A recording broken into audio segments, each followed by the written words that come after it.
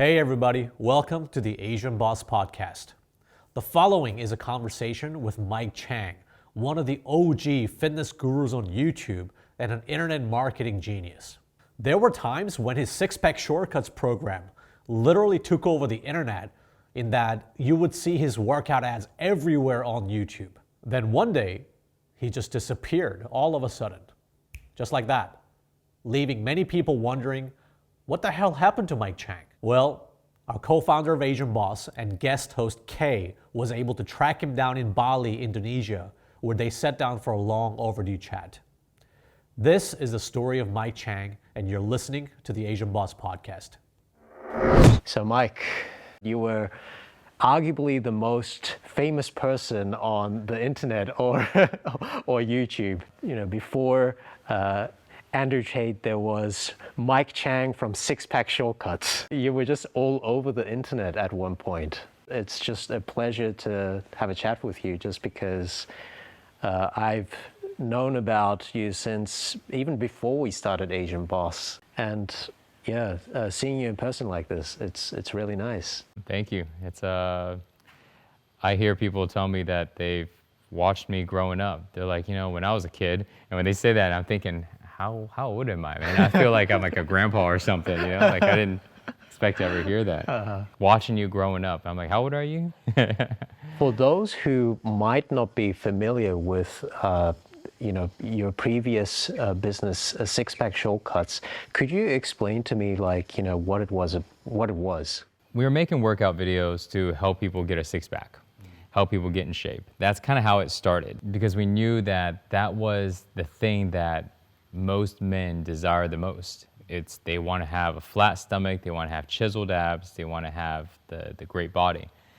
And over the years, it started to evolve. It became more of overall fitness, and then it was more nutrition, and then it was just helping people create the life that they wanted. And the message was, if you build your body, the level of mental discipline, the level of consistency, and the hard work that you can put into creating the body you want, you can now also use that same mentality, that same approach, the same structures that you created for consistency and exercise and diet, nutrition and health, and put that towards your business, put that towards creating what you want. And that was how it started to evolve. And how many subscribers did you have at that time for even YouTube? We went from 0 to about 3.2, 3.5 million when I left. I left around, I think it was around 2015 or so, but my videos kept playing for a while. I see. And then you just sold the company afterwards? It seemed like you just disappeared from, the internet. That's exactly what I did. That's exactly, I disappeared. I left because I wanted to learn more. I wanted to be able to change things within myself so I can create the type of life that I wanted. Because I did, up to a certain degree. I had everything I wanted. Money wasn't an issue. I can buy anything I want, up to a certain degree. I'm not buying cars and boats and planes. But I can go out to eat every day or every meal. It's okay. I can buy any random clothes, furniture, all this stuff. Pretty much anything under a couple grand wasn't a big deal. I had everything that I ever dreamed about, a business that allowed me to do what it is I was passionate about. So when people talk about, I wish I can do something that I'm passionate about, I was doing it. And by the way, I would show up at work in like a wife beater and like a tank top and sweats, and half the guys in there are shirtless and with headsets, and it's like a sales team going on. It's like fitness it's like Gold's Gym meets Wolf of Wall Street meets something. I mean, it's just this wild environment. So you were selling informational products mainly, was it? Workouts, coaching service, supplements, and a lot of different types of workouts. We had a whole supplement line of like protein, pre-workout, fat burner, testosterone booster, sleep, all that stuff. And then you just stopped, and then now you're just in Bali, just living here permanently? So what happened was, even though I had everything that I wanted on the outside, I wasn't happy on the inside. And I achieved the typical American dream. You know, I had the house, I had the girlfriend, or The six-pack body. the six-pack body. Everything was fine. But I wasn't fulfilled on the inside. I was so emotional on the inside, and I didn't think anything was wrong. See, that's the biggest thing. It's one thing when someone goes, man, something is wrong with me. But it's another thing when someone goes, nothing is wrong. That's how I was. Until I realized that actually something is wrong. And it's not a happy person, a person that's balanced on the inside, actually don't do those things. They don't get this tension and want to go and slam on something and go, never mind, everything's okay. Yeah, I'm fine, let's move on. There's no problems here. You know, something was wrong, but I didn't realize that at the time because I was so focused on creating this typical dream of having it all and feeling, you know, feeling like I reached a level of success that I was satisfied with. And even though there's this external satisfaction, internally, I was satisfied, but there was something major wrong with me. And I didn't realize it until I had an experience one day that woke me up. And then I realized, oh my God, this is bad. Like, what the heck have I been doing? And that's when I walked away because I realized none of this stuff matters. It really doesn't matter. Because I had an experience to be able to know how it's like to be really free. To be really free, to be really happy and at peace. And I realized that experience was more valuable than anything that I can ever create, do. And so I wanted to learn more about how did I create that experience and how can I help others do the same? Because everybody wants that experience, whether or not they know it or not. Everybody mostly that I knew were chasing after what I was interested in, which is generally, we can call it success and everything that falls under it. But when I experienced true freedom, it had nothing to do with my idea of success. And because nobody around me knew that, because they were all having the definition of success in their mind the same way that I was, I started to go in and I started to learn what really happened. How did I get to this level of freedom? What did I do? Because I had an experience that changed everything. And then I spent the last 7 years to understand this whole aspect of what it means to be human that most humans do not understand. And it's something simple. It's not anything complicated. It boils down to only one simple thing, just one. And when I say it, it's not gonna be anything spectacular. So all it is this. If we want to do something, we should be able to do it. That's it. It's that simple. If a person wants to do something, they should be able to do it. That's freedom. The problem is that people want things, all kinds of things, but they are not able to take the action to do it. And to me now, when I look at it, when we really take a look at this simple situation, it's the most silliest thing. So you're telling me that you want something and you can't get your body to do the thing. And that's exactly what is happening with people all over the world, all the time. And this is exactly the reason why people are not getting what they want. Because you talk to people, if everybody was getting what they want, everybody would be really happy. Everybody would be different. They would have a different life. But they're not.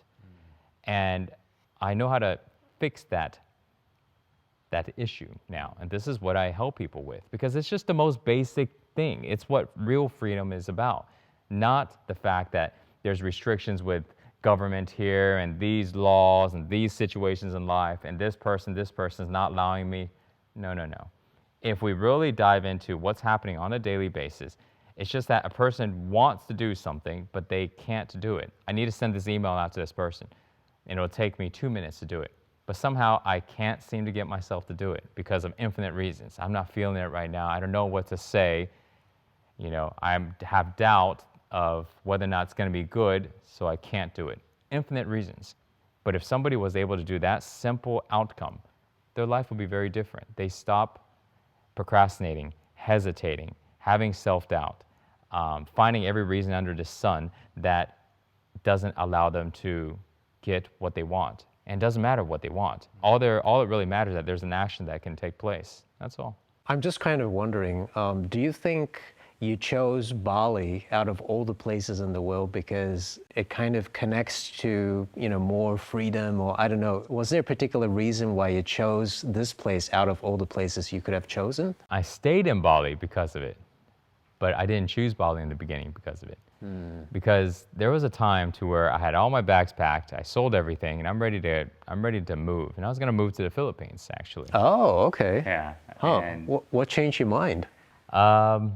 the plans fell through last minute. I had this plan to move there with a whole bunch of people, about 7 different families, and there was going to be all of us moving there. We had all the land prepared. We had all full-blown operation prepared. Just why 7 different families? Oh, because we want to roll deep, you don't want to just go there by yourself. What are you going to do? So it's like, These are all your friends, or? yeah, friends, and it's like, okay, so there's like 3 people here, there's like 4 people there, because it's like parents and 2 kids, and then just a couple here, and 1 single person here. Wow. I bought a fish farm already. I was gonna get into farming. What? I was talking to like the internet company, electric company, to run a line from the main city over to this small town that didn't have strong internet. It was this full-blown thing that was in operation. And it fell apart last minute after I invested a lot of money and time. And so my bags are packed and I have nowhere to go. And I get a text from my friend. And he's like, hey, you wanna go to Bali? For 3 weeks? And I'm like, no, I'm not gonna go for 3 weeks. If I'm gonna go, at least it'll be 3 months, because I'm not coming back for a little while.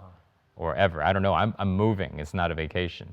So he goes, yeah, I'll go for 3 months. And I said, okay, let me get back to you. I checked the internet for Bali. That was the first time I ever thought about Bali, by the way. And you never came to Bali before that, right? And I just looked up, Bali, and there were some good reviews about it. So that was a check.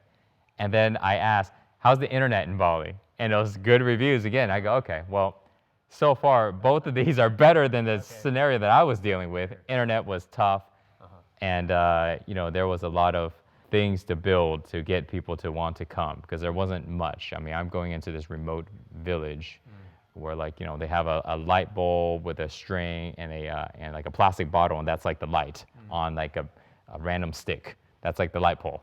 Right. I was going into remote, and then I'm gonna expand that whole place out.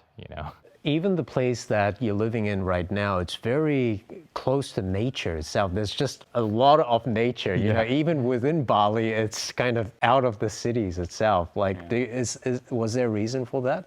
I want to just, I like to be close to nature. We were really close to the beach before this place. We wanted to find a place that we didn't have to move every year, and we just did a lot of work to find this place, But being in Bali, there's a different type of lifestyle.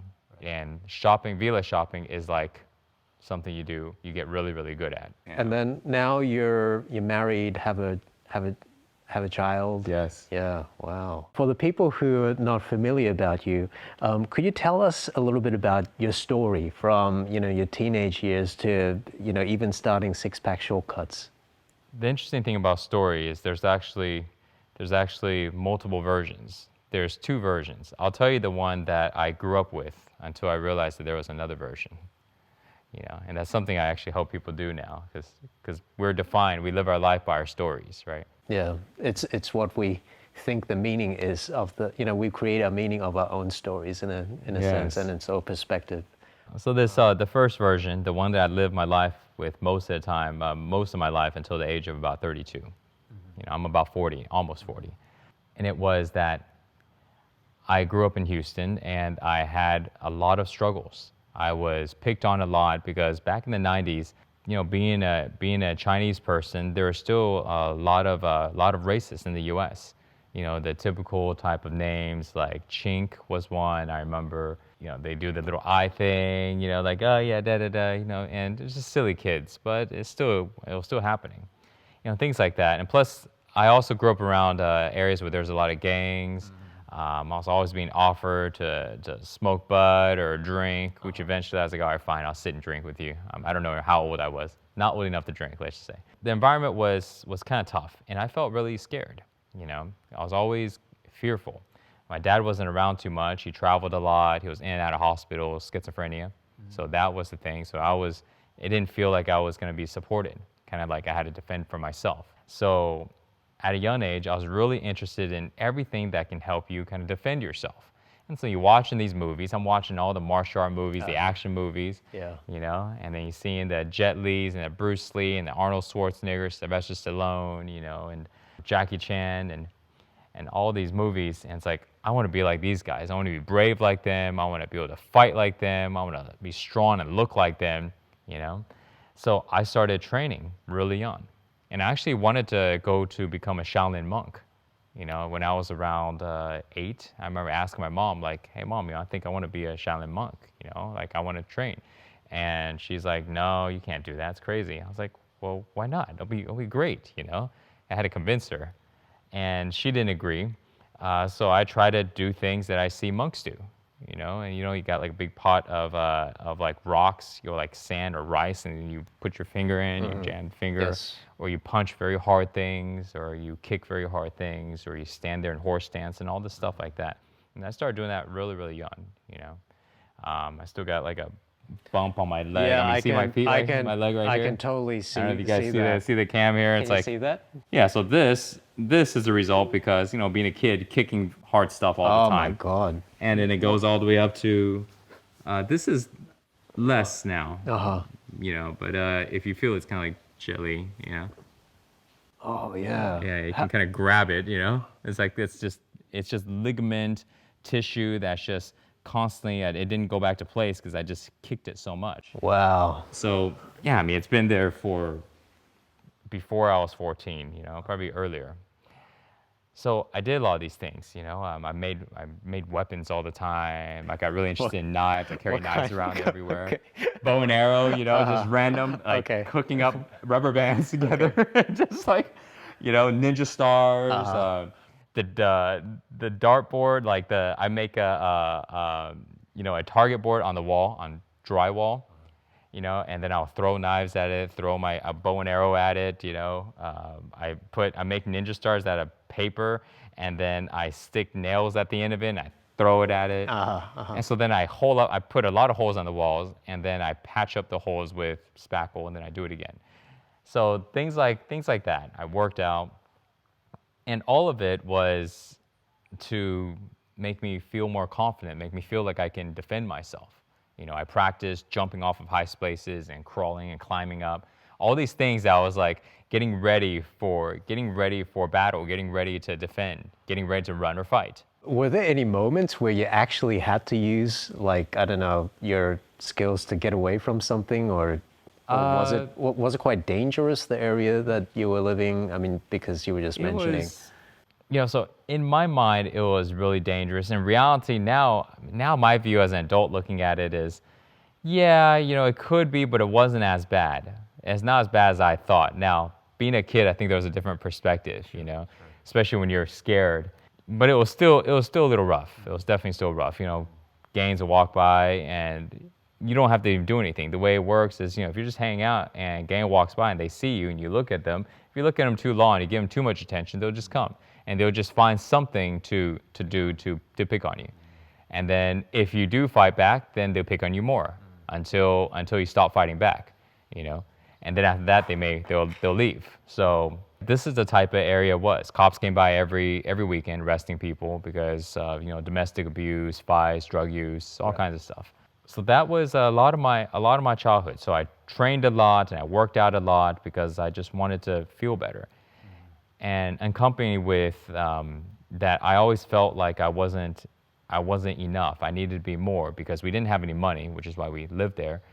And a lot of my cousins and the rest of my family, they had more money. They were a little more well off. Now they weren't like rich or anything, but they weren't living in kind of like a ghetto area, you know.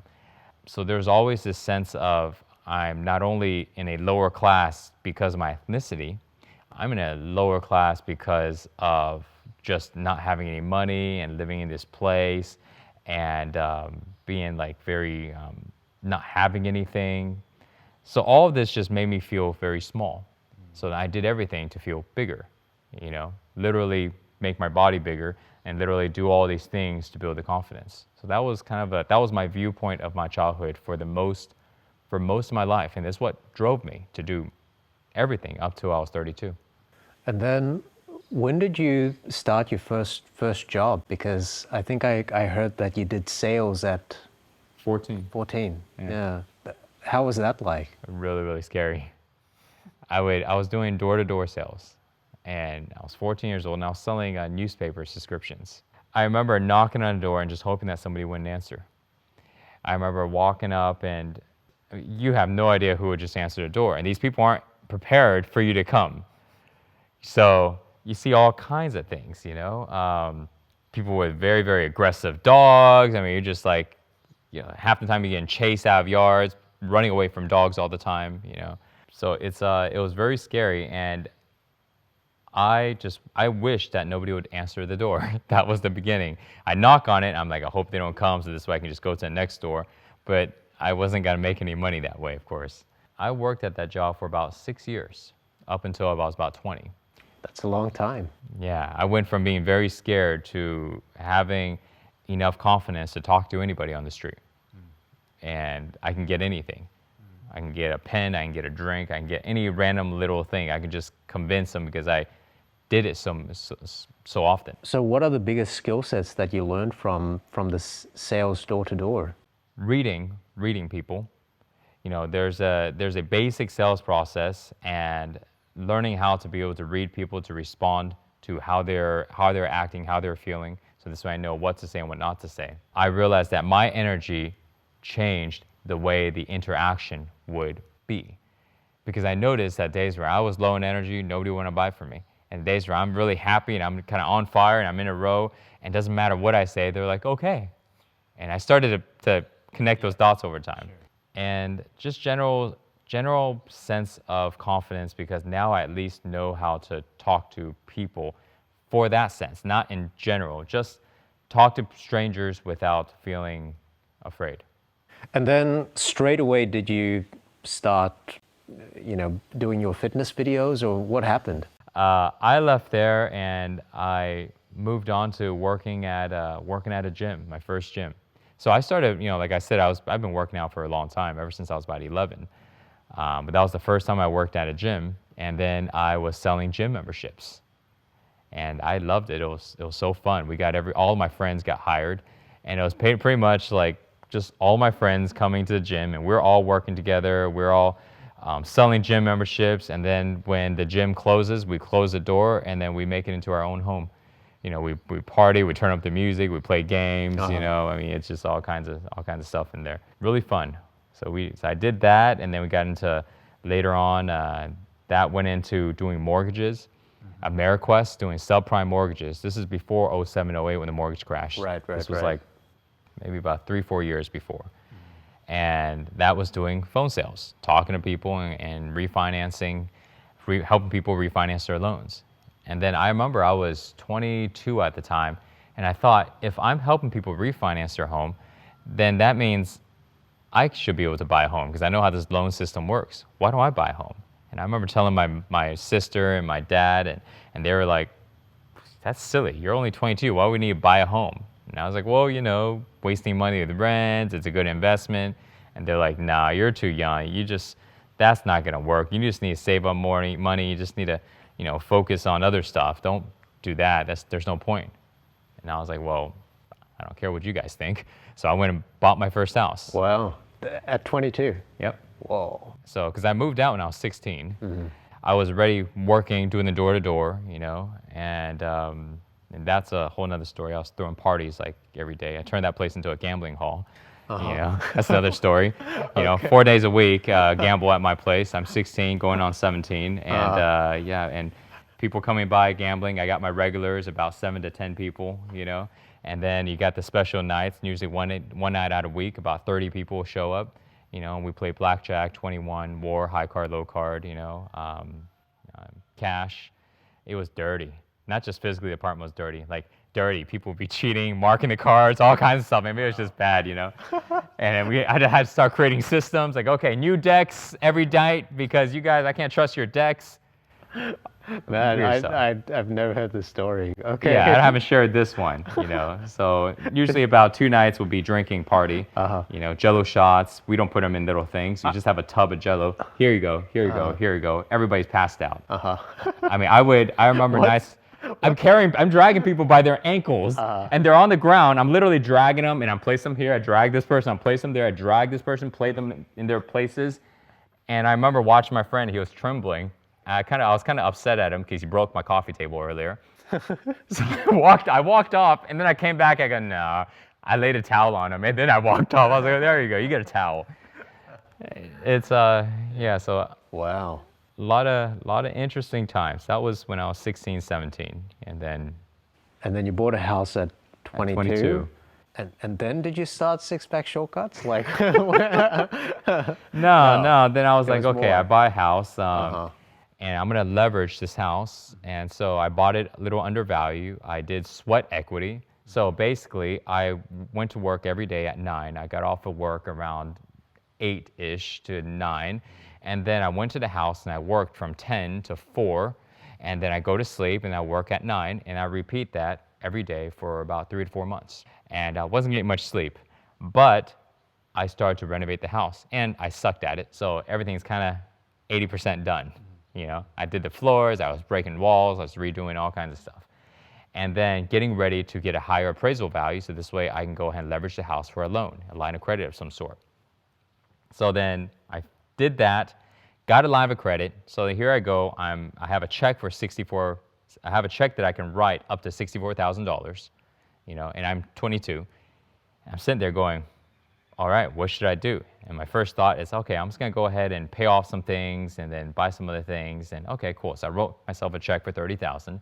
I walked into the bank, and I'm in a suit, because I'm doing loans, and we had to wear a suit even though we don't see customers. We all on the phone. And I give them the check. I was like, yeah, I'm gonna take 30 grand. And they were like, okay. And then they had a talk in the back, and they came. They go, do you want us to wire it to you, or I'm like, no, cash. They're like, oh, okay. And they walked back, and they came back, and then it was only like this much. I thought it was gonna be like this big stack. It was so small. I was like, this is 30,000. They're like, uh huh. I'm like, oh, okay. And they're like, okay, do you need an escort? I was like, no, I'm fine. And then I stuck it in my jacket. And I remember walking out. I still remember. I put it in my left jacket, on the left side of my pocket, and I was walking out. And I felt really good about myself. Like, I got 30 grand on me. That's never happened. And just going, okay, well, what's next? And this happened because when I was 22, I learned the basis of what I'm teaching now, the very, really, really foundational basis, which is law of attraction. I help a lot of people who are in the law of attraction space because it's powerful, but it's the basis. There's a lot more to learn from there if you want to be a very powerful creator and actually have control of your life. But I started to learn about law of attraction, and because of that, that happened. So then now I have this cash. I'm like, okay, what am I going to do? So I left that MeriQuest where I was doing the subprime loans, went to another company so I can work for myself under their umbrella, their broker license, and I was basically doing the same thing, subprime loans and purchase loans. And then I decided to go and start buying my own properties and renovating it and doing this cash flow thing, Rich Dad, Poor Dad, Robert Kiyosaki. Cash flow quadrant and everything. Cash flow quadrant, right? I wanted to get to the investor side or the business owner side, yes. Right, yes. and I remember I'm on the left, but I'm gonna work my way to the right. Mm-hmm. So then I did that, and then from there, the crash came. All my properties, I wasn't cash flowing strong enough to be able to support everything. I was carrying a lot of debt that I was gonna leverage for the next property, just kind of keep moving this debt around, and well, couldn't do that because the market crashed. And then from there, I'm sitting here with a lot of debt because I'm owning 4 properties at the time, and my normal monthly expense without food or electricity, but just like credit cards and mortgage, was about $10,000. And I'm like, okay.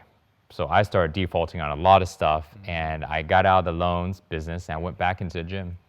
And it was during that time that I also learned about the concept of selling information online.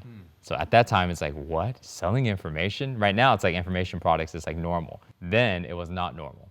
And I learned about digital marketing, learned about online marketing. And that was very new then. And I said, I want to do that. Wow, a business that's open 24 hours a day, that it's just like money's just kind of floating in, and yes, that's exactly what I want to do. But I didn't know anything about it. I'm terrible with computers. I don't do social media. MySpace was pretty much the last time I used social media, not until a few years ago. I never jumped on Facebook, to be honest.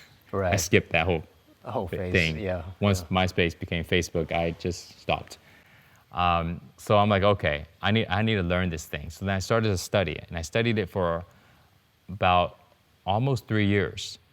And finally, at that time, like the gym, I was still working at a gym. I worked at another gym now. I'm doing really well.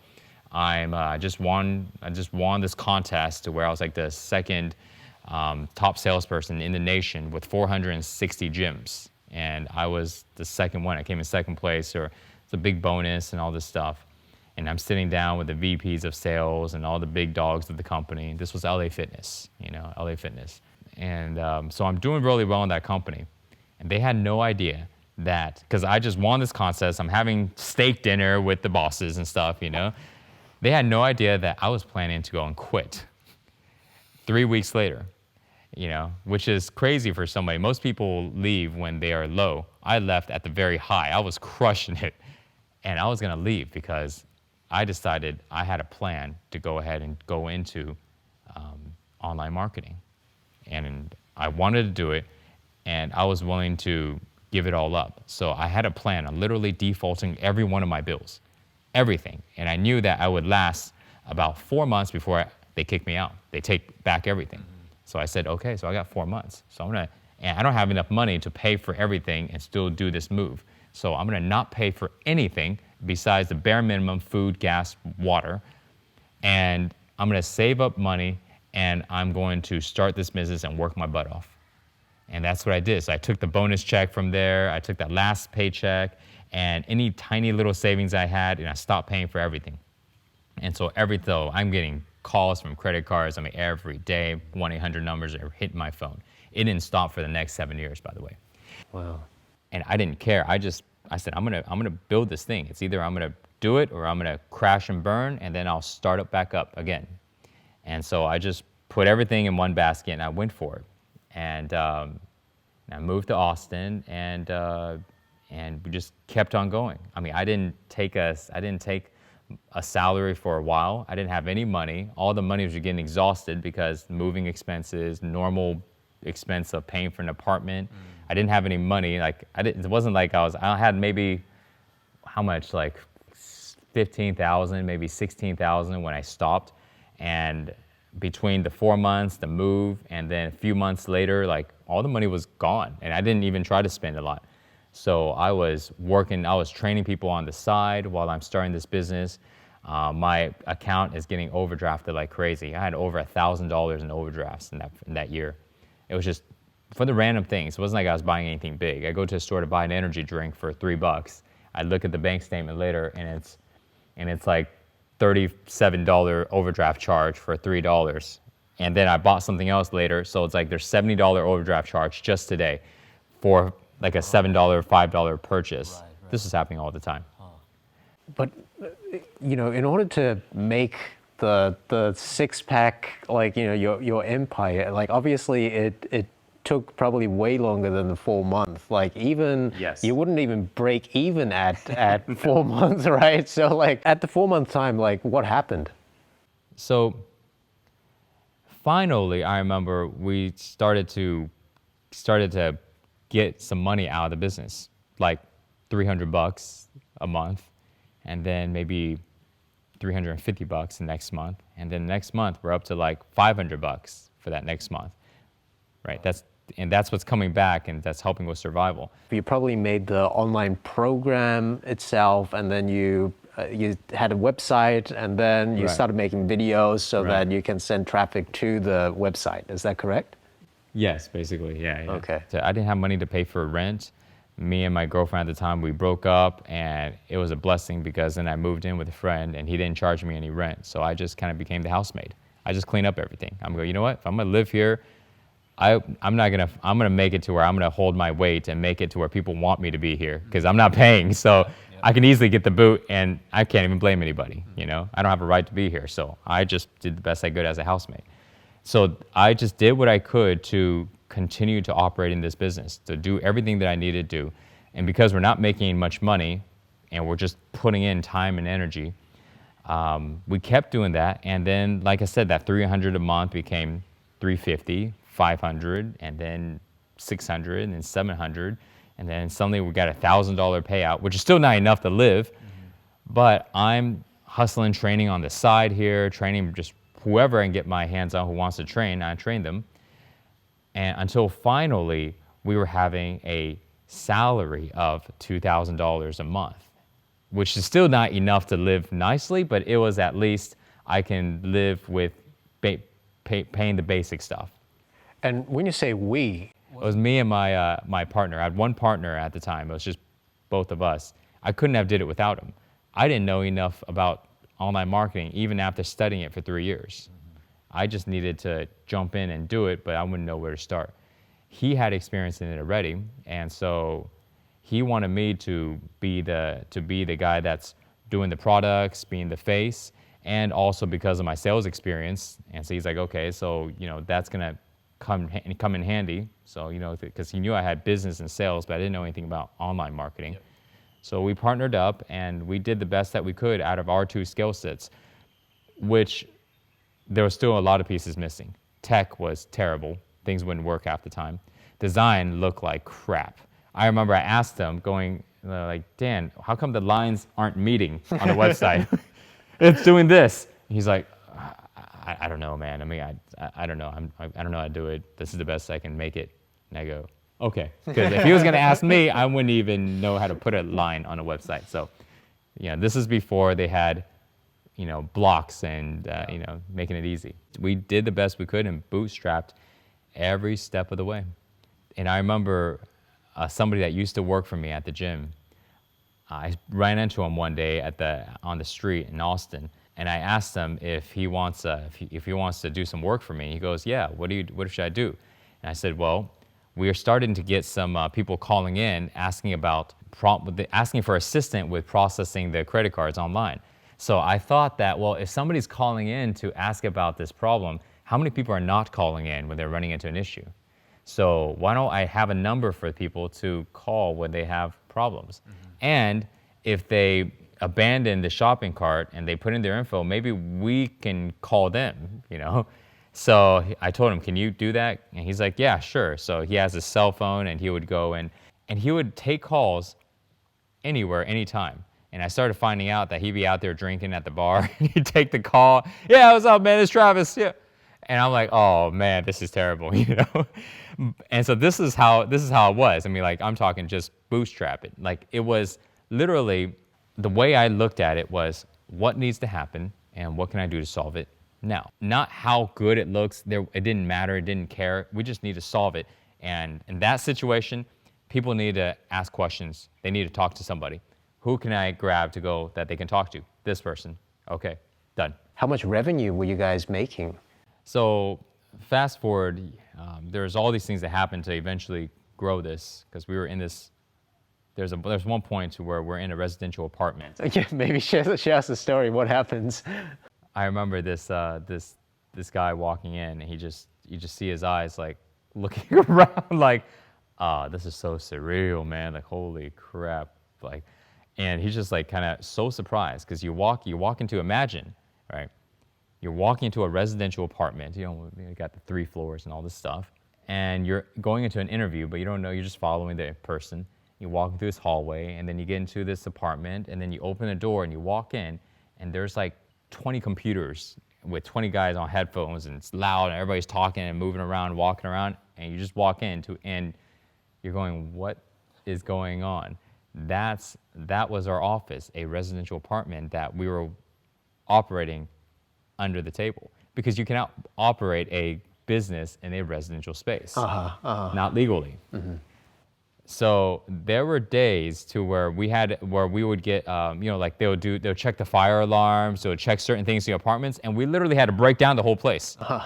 So it's like, so I tell everybody, hey guys, we're gonna have some people come by like tomorrow. We just got the notification.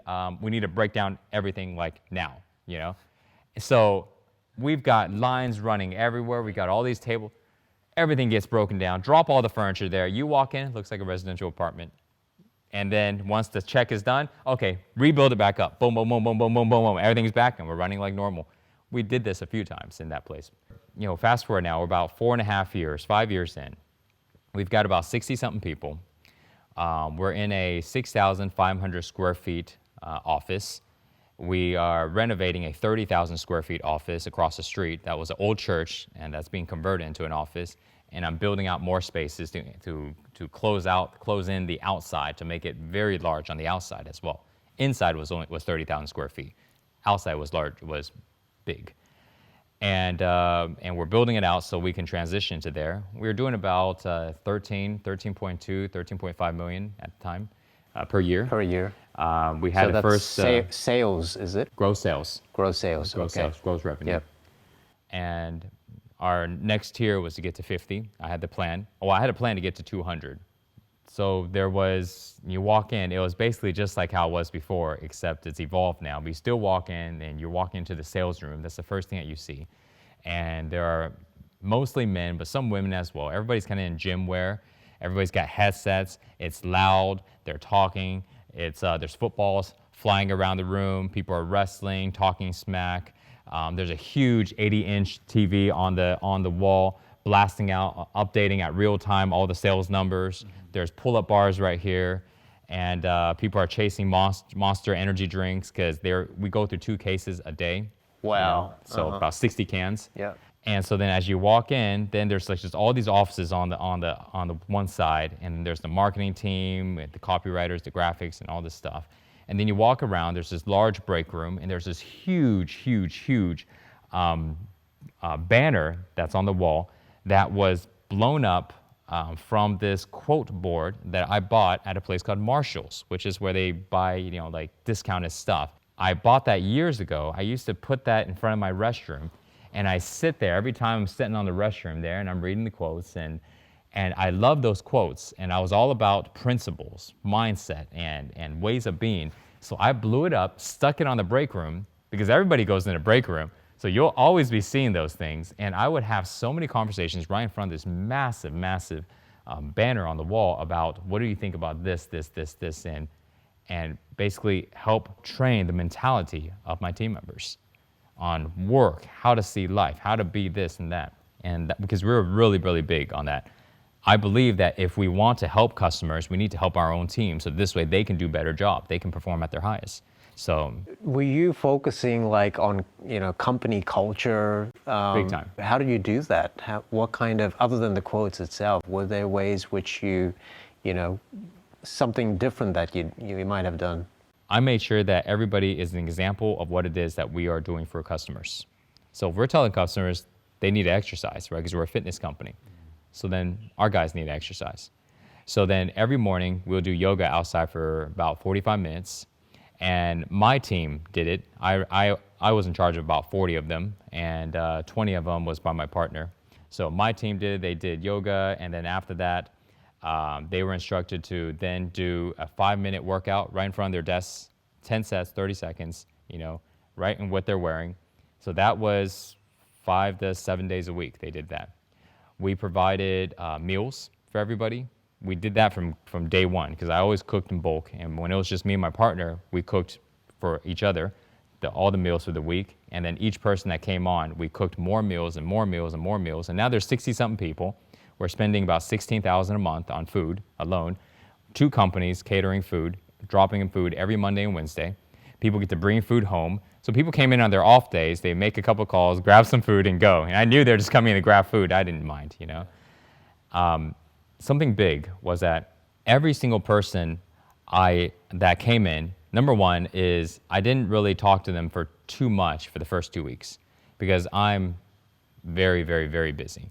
Like I'm jogging in the office. I don't even walk. I power walk or I jog. You'll never catch me walking slow. If I'm walking slow, it's probably because I'm really hurt or I'm just so exhausted. That doesn't happen very often. So when people need something, they have to keep up with me. If not, if you're too slow, we can't talk. That's how busy I was. So then when we are having people come in left and right, because we're hiring so much, I made it a point to where I wouldn't really spend a lot of time with somebody for the first 2 weeks. I wouldn't really get their names because you're talking people are coming in and out. You don't even know what name is what name, you know? So, but then after 2 weeks, I realized they're still here. Now I go through my thing, which is I come and I talk to them and I find out more about them. I find out about their lives. I find out what their goals are. I find out why they joined our company and what do they really want to do. Half the time, they don't care about what it is we're doing. They have their own dreams. And I'm like, great. And I go, okay, what are you doing to get to your own dreams? And they go, well, I don't know. I need this. And I tell them, well, here's what you need to do. And I tell them, you need to do this, you need to do this, you need to do this. And then once you get to this part here, get the heck out of here, you know? And just let us know before you leave. So this way we can bring in somebody and you can bring them up to speed and then you get the heck out of here and go do your thing. And then because you don't need to be here if this is not what you want long term. Yeah. But right now you need that now cash and we will give you that now cash for what you're doing. But I don't want you to be here longer than you need to because you need to go after what you need to go after. So everybody was like that. And then I would help people and be accountable. I'll be like, hey, you know, how's that going with that thing? Did you start yet? No, I didn't. Why? And they're like, oh, you know, I go, come on, let's go, you know, go do it. Like my assistant was like that. He wanted to be a pilot. So I tell him, what do you need to do to be a pilot? He goes, I need to go ahead and take pilot school lessons, but it costs money. I go, how much? And I think he told me it was like $2,500. And I go, okay. And then a week later, I go, here's the pilot school lesson. Go get that license. And he's like so happy. He's like crying. I'm like, just good. Okay, now go get it. So I'm just encouraging people because that's what we taught. I taught people on social media, on the videos, like go after what you want. Don't be afraid. And just go after it with everything you got. Don't be afraid to fail. All of that was learned from evolved version of what I learned when I was 22. When I bought that first house and it was law of attraction. That's what allowed me to build the company. And I always, that was part of the culture. I see. And then, you know, you were the face of the company, you know, with YouTube fame and so on, or, you know, I'm sure with the growth of your YouTube channel itself, there always are people who, you know, could be the haters, or it could be, you know, the people who, you know, might say that, you know, six-pack shortcuts is like a scam, you know. Oh, yeah. Like, how did that, you know, impact you? Like, how did you deal with things? So I realized that if I don't give it my attention, it's not going to affect me. So I knew it was there, and I knew exactly why people thought that way too. So I couldn't even blame them, because the marketing side, they do marketing. So that means they are trying to get people to click, they're trying to make it flashy, they're saying all these different things to try to go and generate sales. I'm not doing marketing. I'm running the organic side of the videos, I'm running the phone sales team on that side, but that's on the back end. Nobody's seeing that. Nobody sees in the front end. So therefore, there's part of me that's being shown in a certain light because I'm doing all these commercials and all this stuff. And then there's this other part of me that's organic content that's just me. So there's kind of like two sides of me coming out, but people can't really tell because it's just both me. So with that, for the people that saw a lot of the marketing, they may go, oh, okay, you know, there was so much business. Mike's just about making money. He's a businessman, and I am. And then the other part is people see all the content and all the workouts and all the videos about transformation, mindset, creating what you want, and they go, Mike changed my life. And so I would get both of these, right? And then when you look on the videos back then, you'll see that these are two groups of people, and they would fight online all the time. It's just this war going on with comments all the time. And so I didn't even read it. I didn't even care. I knew it was there. I go, okay, I don't care. And I just focused on what I needed to focus on. Right. So the marketing side was more like a clickbait-ish, you know, thing.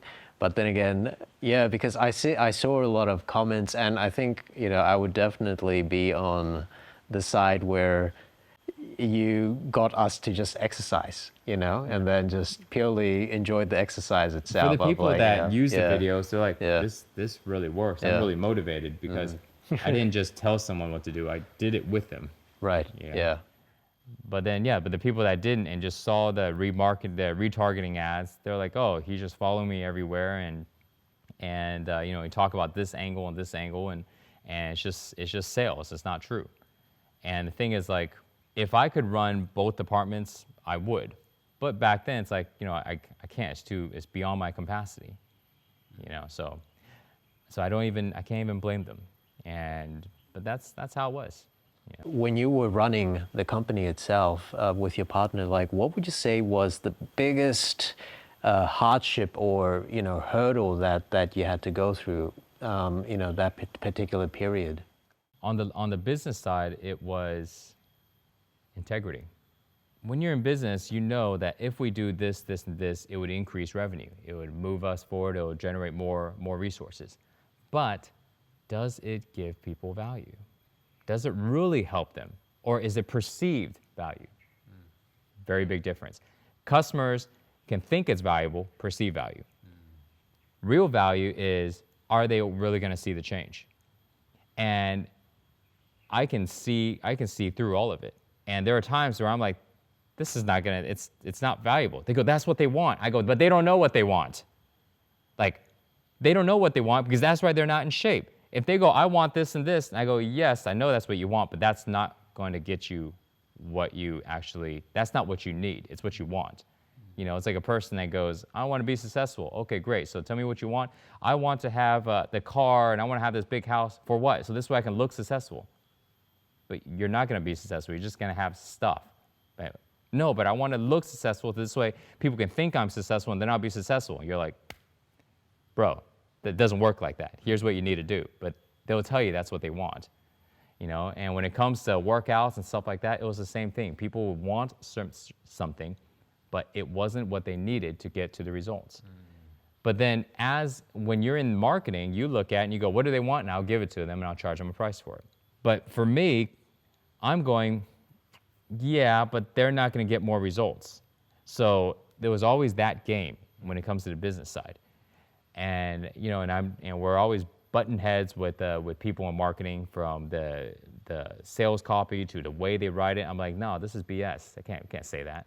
They're like, well, yeah. Like, well, they told me to write it that way. I was like, well, yeah, but I'm not going to read that. We need to change it. So I'm here revising sales copies all the time and revising commercials and hooks and VSLs and constantly changing it up so this way we're actually giving information. It's not just random bullshit, And so that was definitely a thing, for business. And it created a lot of stress, not just because that was happening. Back then, I would have said that.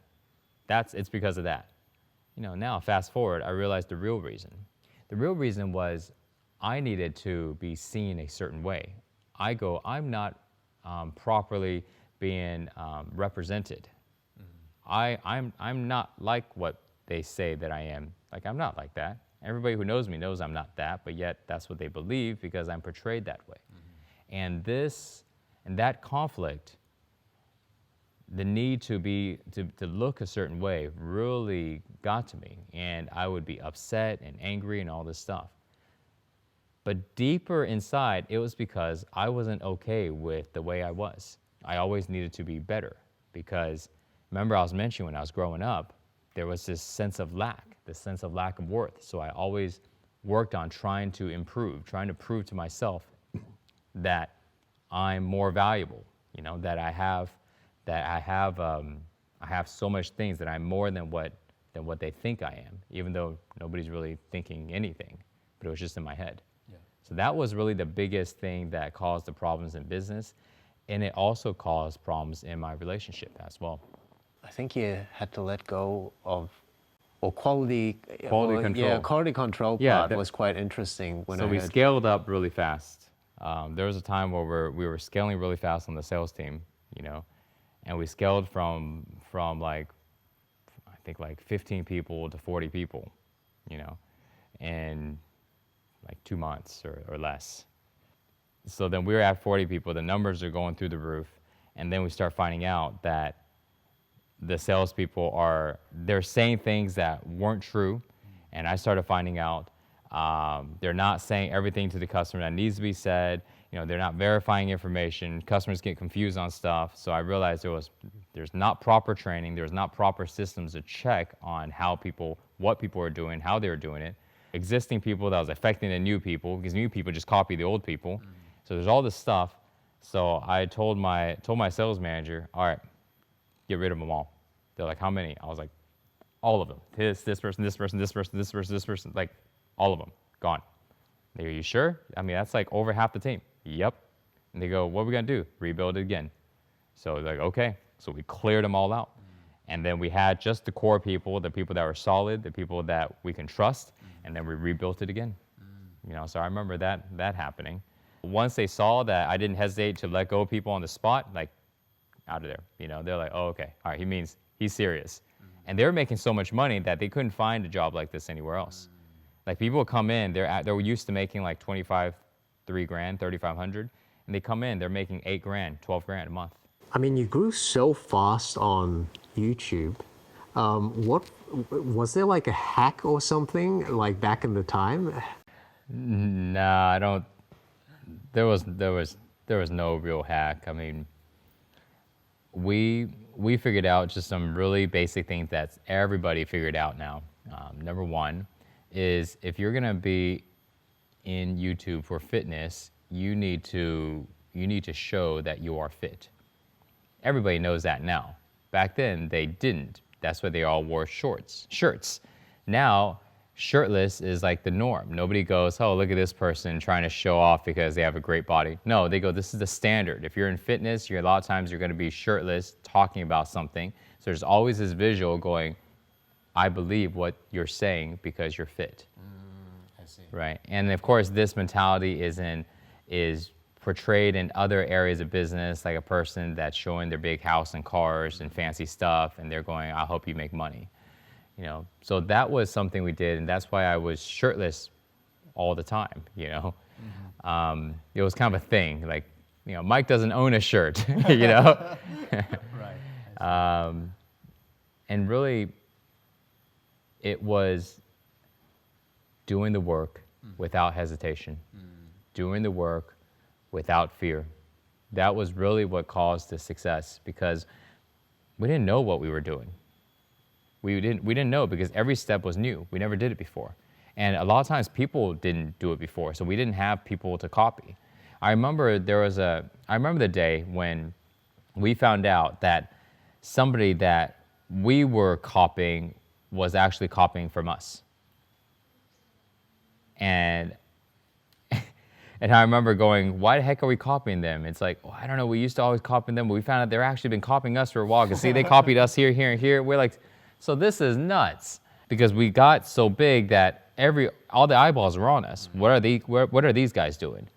And we had one mentality that my partner and I were completely aligned on. We weren't aligned on everything. A lot of stuff we were on totally separate sides.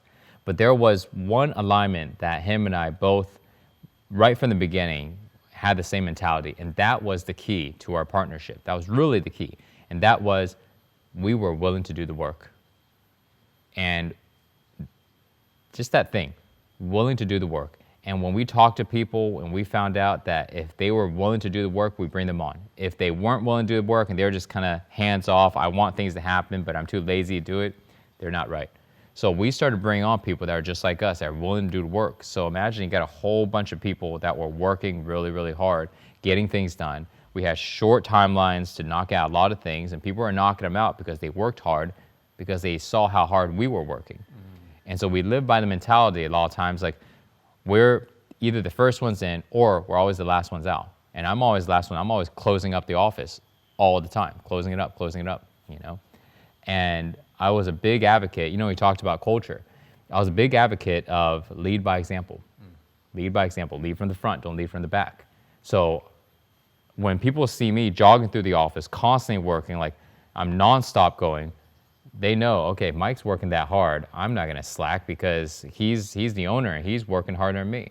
Not just in certain things, because you know, sometimes when people are the owner or they're high level, they feel like they're better than people. I'd be in the restrooms cleaning the restrooms.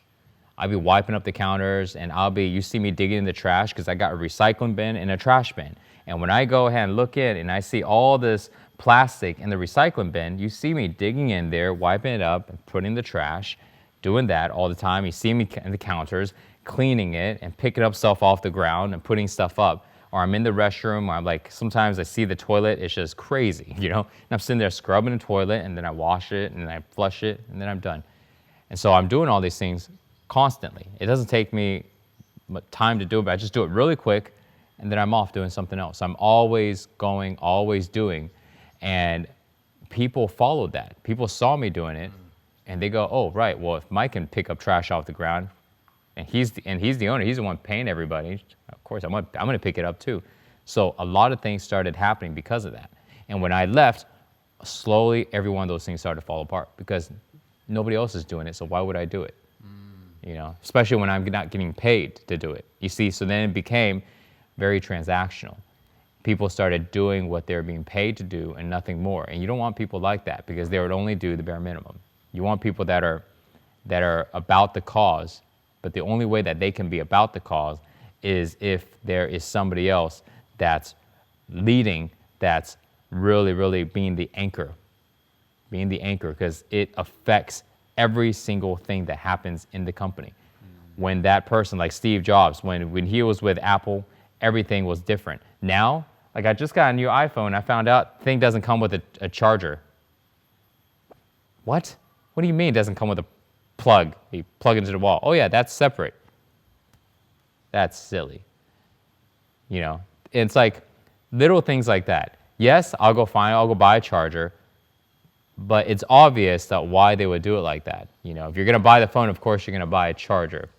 There's like things like that. And these little details matter because customers aren't stupid. They can see what's happening, you know? So leading by example and it would trickle all the way down. It affects every moving part of the business from what products are created, how they're created, the quality of it, everything else. So you talked about, you know, when you left, things changed.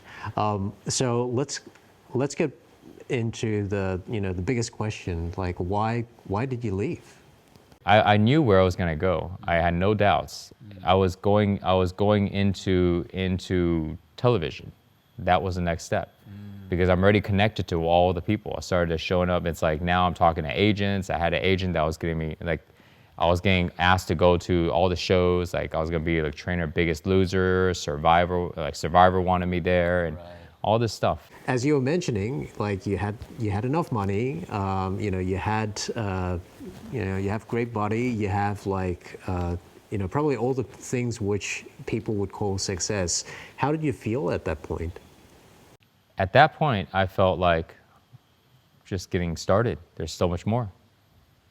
Right. You know, we're only doing 13 million. Like, yeah, we're gonna get to 200 million. You know, and after that, and then we're gonna do that, and then we're gonna help more people, and then we're gonna have much more. And we're not gonna travel by public transportation anymore. We're gonna have our own public flying. Yeah. We're gonna have all that. Oh, that's 400,000 for that. Okay, great. Yeah, we'll get that. There was no sense of satisfaction. I didn't care about what we had. I wasn't even focused on what we accomplished. All I was looking was for the next thing. That's the only thing where my focus was. And what happened? So I went to this event, and this event changed everything. So before I went to this event, just to give a little back end story, I had an injury in my back, and I couldn't heal it. And I can heal anything in my body because I've been injured too many times to count in all places because I've been doing a lot of heavy lifting and doing a lot of physical silly stuff, and I'd always injure myself. So to recover from injuries is like normal, it's no big deal. But somehow I couldn't recover this, and I didn't know why.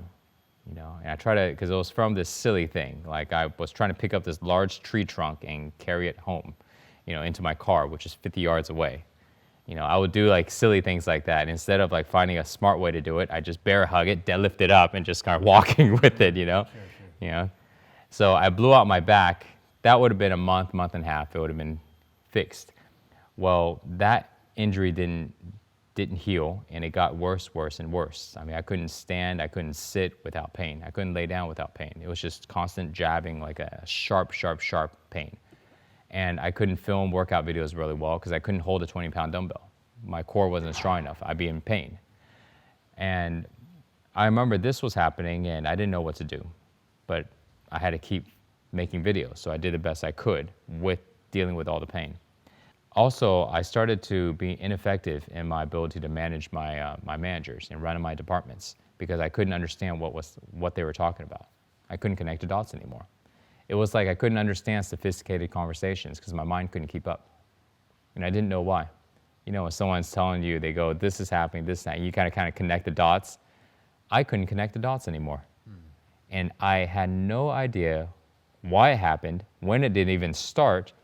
I just remember the moment when I realized that it was happening and being very confused, like when did this start happening? But yet it happened because I couldn't respond intelligently to what they were asking me. And if I tried to say anything, they would have told that I had no idea what the heck they were talking about. And I'm like, oh, I'm not gonna say anything. So the way we ran our team meetings is they would tell me the problem, they'll tell me proposed solutions, 3 solutions, and they tell me which solution that they think is the best. And all I have to do is say yes or no. Because I have the vision of the company, you know, the information that I know on what I do, they have the information in their departments, we have different information. Let's come together and make sure the information's aligned so we can move forward together. So that was my job. But when they would tell me what was happening, I didn't know what the heck they were talking about. And I remember going like, what's happening to my mind? What do you mean you didn't understand? Because like you would understand the vocabulary and everything, right? Have you ever had a conversation with somebody, which, right, that's what you do. Yeah. But you could hear the words, but you couldn't, they didn't make any sense to you. You could hear them. You can hear the words, but it's literally coming in one ear, out the other. So if I was to say like, okay, this was going on, this happened, and you know, what do you think about that? And you would need to go and take the information you just heard, come up with your insight, your perspective about the information, right? But let's say you heard the information, but you now couldn't gather it together and put it into a vision, into an idea to even give a perspective. Because literally it came in, you heard it, and it was gone. Sure. And you didn't retain it. Right. That. But of course, I was very afraid to go ahead and just openly go, hey guys, I can't understand anymore, but don't worry. I don't know what's going on, but everything will be fine. No. That would be nuts. There'd be an uproar. Sure. So that was very interesting. This was happening in every one of my departments. And so I knew something was up. Something's up with my head, but I couldn't pinpoint what it was. I know how to create. I've created all of this stuff. We got goals, all this stuff. I know about law of attraction, putting thoughts in your mind, manifesting. But how come I can't understand? I don't know. But yet here it's happening. And another thing was also I was fighting with my girlfriend a lot at home. And I started to realize it's not her, it's me. You know? And I remember the most obvious one was we were sitting in the car in front of Subway, which was this place where you get a sandwich. Yep. And we're sitting in the car and about to go, and she made a comment that this boy had a bag of Cheetos. And I remember within 30 seconds, we're arguing. From the comment, oh, look, the boy has a bag of Cheetos. And I remember 30 seconds later, blah, blah, blah, blah, blah, blah, blah. And then I stopped, and I realized, wait, what just happened? I just remember her saying there's a bag of Cheetos, and suddenly here I am upset. And I go, whoa, that wasn't her. That was me. What did I just do? How did I turn that comment into this fight, into this argument? So I knew, okay, something is up there, and maybe this thing has to do with something else, with what's happening, but I don't know. I can't connect the dots. So now, going back, I go to this event, and it's a 4-day event, and it's a mastermind event to where a lot of entrepreneurs go there, and different conscious game changers, people making documentaries and movies, people in different markets all around. You know, some people are doing really well, some people are just getting started, but everybody had this mentality, this general mentality. You know, the way the guy said it is, look, there's no assholes here. Trust me, everybody's really cool. No assholes. Good, okay. And he was right. There was no assholes. Everybody was really cool, you know? And so I went to this event, and we showed up to go, and everybody contributed different things, and we contributed talking about YouTube marketing and content making. So I did my talk on how to make content. And then the last day of the event, I was sharing with people about how I grew up. I was sharing with people because people asked, you know, tell me about how you grew up. Tell me about how you started exercising and how did you build, you know, this fitness empire. And I'm like, great, okay, sure. You know, I was like, yeah, I've shared this story a lot. So I started to share it. But now, you remember when I shared this story earlier? That story, I've shared it thousands of times. But that night, I shared a new story without trying it. It wasn't on purpose. It just came out that way. That's how I saw it.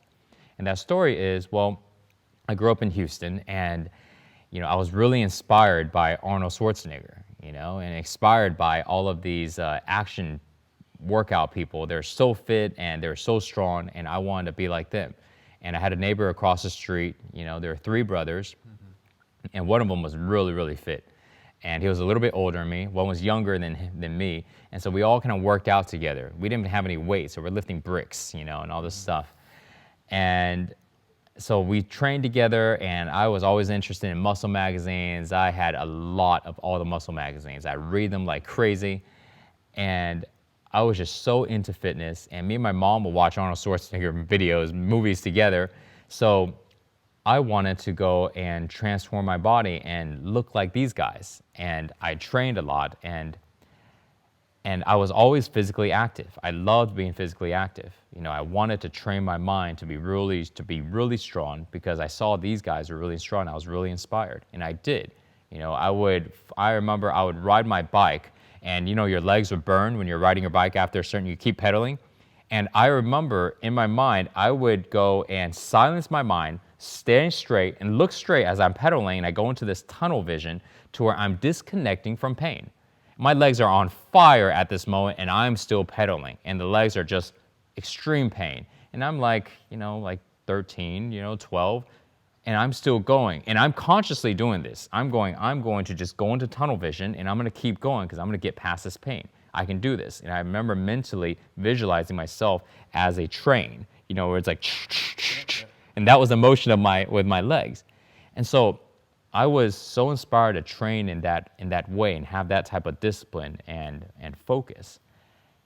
And then moving forward, you know, that it stayed with me. I got my first gym membership when I was 16, and I worked out at home. I started working out at gyms. I was just working out all the time, and I loved it, you know. And my surrounding was always something to do with being active. I always look for things to challenge myself. So that was my grow-up story. And it was absolutely true. All of that did happen. It did happen exactly like that. And when somebody go, okay, well, what happened next? And you know, today I shared with you. So what happened next? I said, okay, well then I started to work here, and I was working here, and people go, okay, but what drove you? And I go, well, what drove me was, and then the moment I was about to tell them that I was in fear and I was trying to prove myself, I caught it, and I go, wait. That was what drove me, but I just said a story that did not have any of that in it. I totally left it out. I had this realization that I just said a story that did not have any of the fear, the pain, the needing to prove, the lack of self-worthiness. I didn't include that in my story. Not because I wasn't trying to include it, it didn't even register. And I just realized that what I was motivated for, what motivated me was this lack. That's what motivated me, the lack of worthiness, needing to prove. And so I said, okay. And then I told him that I used to have this, but right now that seemed to not, you know, that isn't my drive right now. But yes, that was my drive then. And then I looked at the next job, and that was also the drive to need to prove again. And then I looked at my next one, and that was also. And I looked at currently at the time, while I'm running that company, the Six Pack Shortcuts company, and it was still the drive, needing to prove and needing to go and feel worthy and show those people that look down on me. And I remember sitting there going, whoa, my whole life has been driven by this need to prove and this lack of worth. But what would happen if I saw my life like the way I just explained it at that moment, growing up, because that was how it all started. What would happen if I saw my life in that way? Every single job, every single event that happened afterwards would have been different, because I would not have the same drive. I didn't need to prove anything then. Yeah. And so this idea of my entire life would have been different if I just changed the story. So then I had this realization that maybe I'm not the story that I'm telling people. I'm not this story. This is what happened, but in reality, what happened is just a story. It's not real. I just said another story, and if I believed this story or focused on this story, my entire life would have been different. So I had this realization that my entire life is dictated on these stories in my head. So that means these stories in my head isn't me. Because if they were, they wouldn't just change. I don't just change. That'd be silly. I can't just change in one moment. Suddenly I'm a different person. No, I'm still here. So if I'm not these stories in my head, what am I? Right? What am I if I'm not this story? If you go, who are you? Then you go, well, I am this, this, this, this. Well, that's a story, isn't it? So then I thought, well, what am I if I'm not these stories? And I heard a whisper in my head that goes, you're the soul. You're a soul. And I go, oh, wow, right. That makes sense. Now I have a connection to why everybody talks about soul, soul, soul. And yes, I know what it is, kind of, but it didn't really make sense. I didn't really care. And I go, wow, so I'm not the stories in my head. I'm the soul. Okay, I'm the soul. I'm just observing the stories? Okay, but I'm not those stories. Well, how many other stories do I have? Because maybe my whole life has been living by these stories, and these stories aren't even real. I made it up. So that means if I made it up, that means this character, Mike Chang, I made that up. So if I made up all of this stuff, then that means I have control over my life. Because if I made up the stories, I can change them. So then I spent the next 6 hours identifying every story in my head, in my life. And the only way I can identify is to say them out loud, because there's too much. We're talking 32 years of stories. So I started saying them out loud. Okay, I have this, and I thought about this, and I started connecting dots on everything, going through events, going through all this stuff. Well, the people stopped listening because, I was probably boring them. They didn't care after that long. So they left at about 45 minutes in, and I was just walking around, talking out loud, trying to connect these stories. And as I was doing this, I also felt sensations on the top of my head. So I started knocking on the top of my head. I was doing this, knocking on it. It just felt good. Like if you have knee pain, automatically, nobody needs to teach you, you'd put your hands on your knee. Ow, right? It's a natural reflex. My natural reflex was to knock on the top of my head. I didn't know why, but that was the natural thing. And it was also to breathe deeply, because that was another natural reflex, and I didn't know anything about breath work. I was actually terrible with breathing when I worked out. That was a big problem of mine, running out of breath. And I kept doing that, and there were times where I felt like I needed to stretch. And so I would stretch, and then I would breathe, and I'd knock on my head, and I would talk out loud, and I'd pace around. And I did that for 6 hours, connecting all the dots. And as I started, and about 2.5 hours in to 3 hours in, I started noticing some changes was happening. It wasn't just that I was understanding things, that was happening. My body started feeling lighter. I noticed it because I know how my body feels. And I was like, I'm feeling lighter. This is weird. And I started to notice the pain in my back started to decrease. It wasn't gone, but it started to decrease. I was like, whoa, the pain's not there. And I also noticed that my head was more clear. And I was like, okay, something is happening. I don't know exactly what it is, but I'm going to keep going. So I kept on going. So fast forward 3 more hours. So at the end of 6 hours, I'm walking around. I'm practically levitating off the ground. Like any more lighter, I would have been floating because I couldn't keep my chest down. My chest was constantly floating up and my arms were floating up. And I'm walking around just looking at my arms like I'm looking at them for the first time because I'm like, how come this is happening to my arms? How come this is happening to my body? This is not my body. I know what my body feels like. This is not my body. What just happened?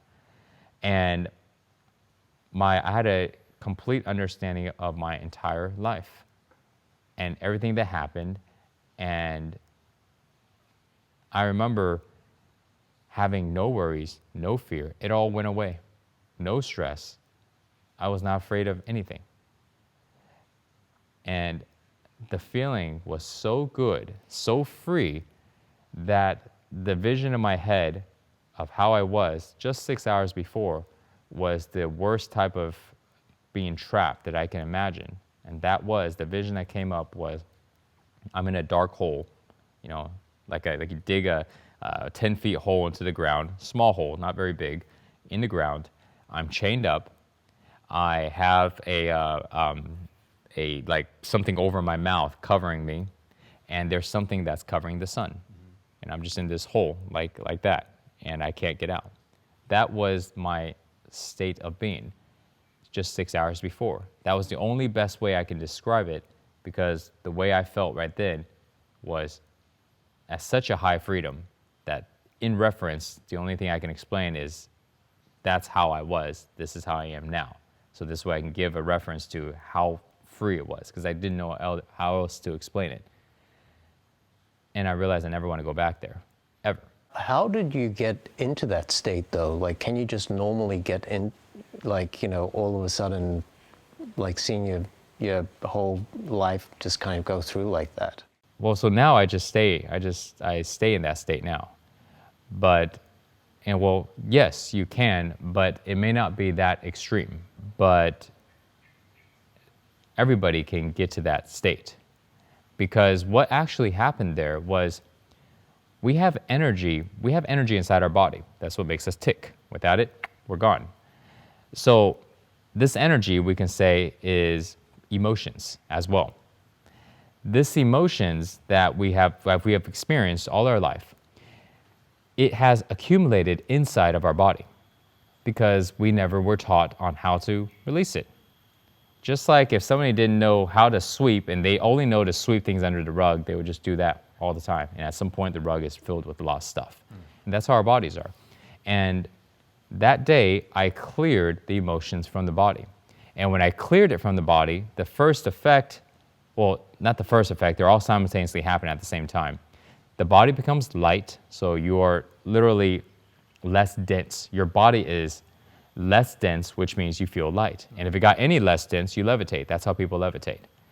Their energy in their body is so at such a high frequency because all the blockages are out. Their body is so light in density that they float.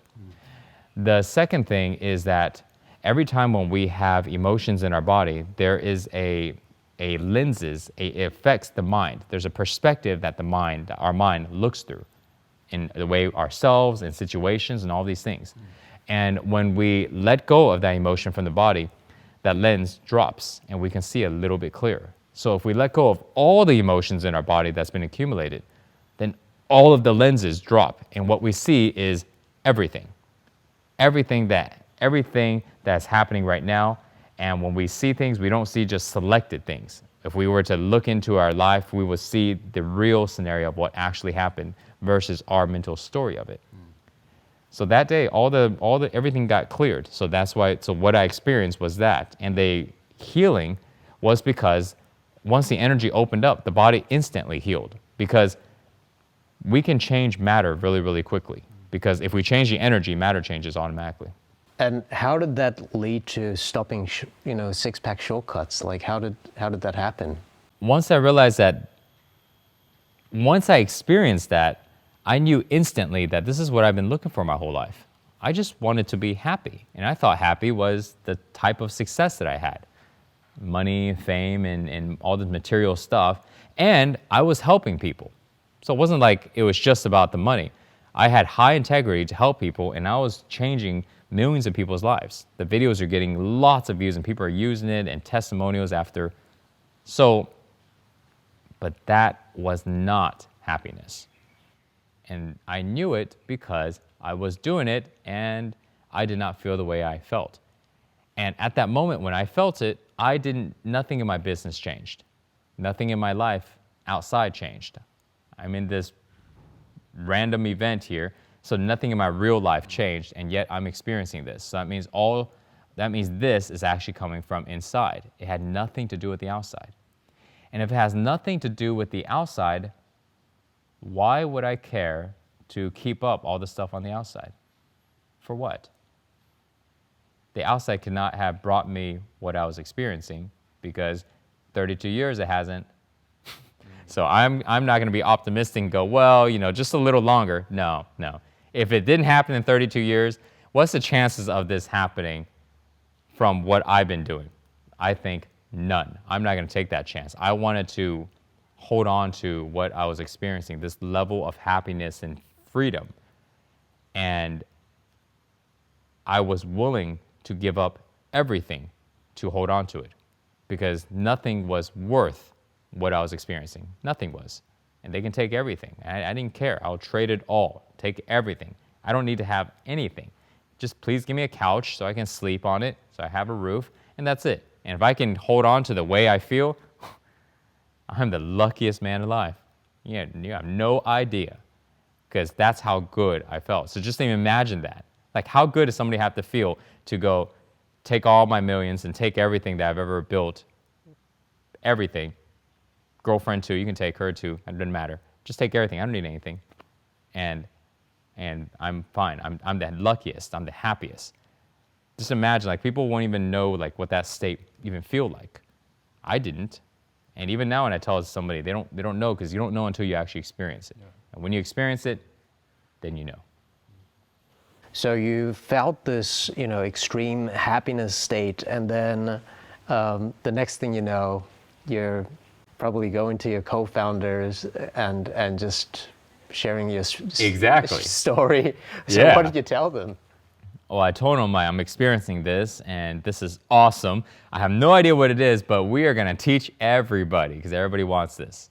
This is going to be a game changer. This is the next level. Like, we are helping them with their body, and now we're going to help them change their mind and transform their whole life. Like, this is what we've been wanting to do, transform their life. But this transformation is beyond anything that we've ever taught, like way beyond it.